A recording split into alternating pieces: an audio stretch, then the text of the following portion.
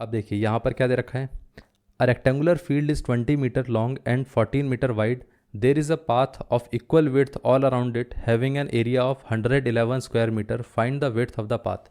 Basically वहाँ पर क्या दिया गया है कि हमारे पास एक रेक्टेंगुलर फील्ड है, एक रेक्टेंगुलर फील्ड ये ले लेते हैं, ठीक है।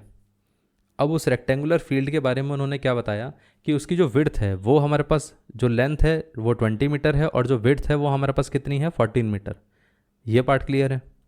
अब उसमें देखिए क्वेश्चन में क्या लिखा है, क्वेश्चन में लिखा हुआ है कि यहाँ पर there is a path of equal width around it, मतलब अराउंड इट का मतलब क्या है कि इसके आसपास एक पाथ बना दिया। अगर इनसाइड इट लिखा होता तब हम इसके अंदर पाथ बनाते, तो इसके अराउंड उन्होंने क्या करा, एक पाथ बनाया, और वो पाथ इस तरीके से बनाया हुआ है कि यहाँ पर उसकी विड्थ इस तरफ भी x है और इस तरफ भी x है, मतलब दोनों तरफ सेम है। इतना क्लियर है। और कहा गया कि जो इसका एरिया है, एरिया वो कितना दे रखा है 111, मतलब इस वाले हिस्से का जो एरिया है वो 111 दे रखा है। ये पार्ट क्लियर है। अब पूछा गया है कि यहाँ पर x की वैल्यू कितनी रहेगी, ठीक है। अब देखिए अगर मैं यहाँ से इस वाली लेंथ को कैलकुलेट करने जाऊँ तो वो कितना आएगा, इधर से x ऐड हो गया, इधर से भी x ऐड होगा, तो ये कितना आ जाएगा 20 + 2x। इसको अगर हम कैलकुलेट करें तो ये कितना आएगा, ये आ जाएगा हमारे पास, इधर से भी x ऐड हुआ, ये भी x ऐड हुआ, तो ये कितना आ जाएगा 14 + 2x। इतना क्लियर है। अब अगर हम यहाँ पर एरिया निकालें, एरिया निकाल लेते हैं, मान लेते हैं इसको नाम दे देते हैं ABCD, ये रेक्टेंगल है, और दूसरा रेक्टेंगल कितना है EFG, और ये H। इतना क्लियर है। अगर हम एरिया देखें ABCD का, उसमें से अगर हम एरिया माइनस कर दें EFGH का, तो ये कितना आ जाएगा, ये बाकी के पाथ का एरिया आ जाएगा, वो कितना था 111। इतना क्लियर है। अब ABCD का एरिया कितना रहेगा, इसका 20 + x इंटू 14 + 2x, तो ये आ जाएगा 20 + 2x इंटू 14 + 2x, माइनस इसका एरिया कितना रहेगा, इसका एरिया तो 20 × 14 हो जाएगा, तो डायरेक्टली हम कर सकते हैं यहाँ पर 20 × 14 = 111। इतना क्लियर है। अब ज़रा मल्टीप्लाई करके देखते हैं 20 × 14। अब ध्यान रखना इसको मल्टीप्लाई पूरा करने की ज़रूरत नहीं है, इसको एज इट इज़ छोड़ देना, ठीक है। अब यहाँ पर 20 इंटू कितना है 2x, तो ये आ जाएगा 40x, 2x इंटू 14 कितना हो जाएगा 28x, और ये 2x इंटू 2x कितना हो जाएगा 4x², माइनस का 20 इंटू 14 = 111। अब ये 20 इंटू 14 20 × 14 दोनों कैंसिल आउट हो जाएंगे, क्योंकि एक नेगेटिव एक पॉजिटिव है।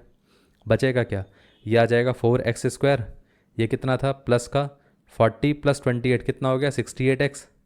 इस पार्ट को हम लेफ्ट साइड पे ले आएंगे तो माइनस का 111 = 0। अब हमें इसको स्प्लिट करना है। स्प्लिट कैसे करना है, इस तरीके से कि ऐसे दो नंबर्स आने चाहिए जिनका सम क्या होगा प्लस का 68, और जिनका जो प्रोडक्ट है वो क्या रहेगा, प्रोडक्ट क्या होगा इसका, वो आ जाएगा माइनस का 111 इंटू ये विच इज़ 4। अगर हम इसके फैक्टर करके देखें, माइनस को अलग कर देते हैं, बाकी को फैक्टर्स निकाल के देख लेते हैं कितना आएगा। 111 को अगर हम 3 से डिवाइड करेंगे तो कितना आता है, ये आ जाएगा 3 इंटू, यहाँ से अगर हम डिवाइड करेंगे तो 3 4 12, तो यहाँ पर 4 तो आ नहीं सकता है, तो यहाँ पर ये 3 × 37 आना चाहिए, इंटू 4 रहेगा। इतना क्लियर है। अब देखिए यहाँ पर अगर हम कैलकुलेट करके देखें तो इसको ऐसा बोल सकते हैं कि माइनस का ये पार्ट कितना रहेगा, इसमें अगर हम 3 × 37 रहेगा क्या, यहाँ पर 3 इंटू ये 3 9 2 1 3 7 21, हाँ ये तो सही आ रहा है, ठीक है।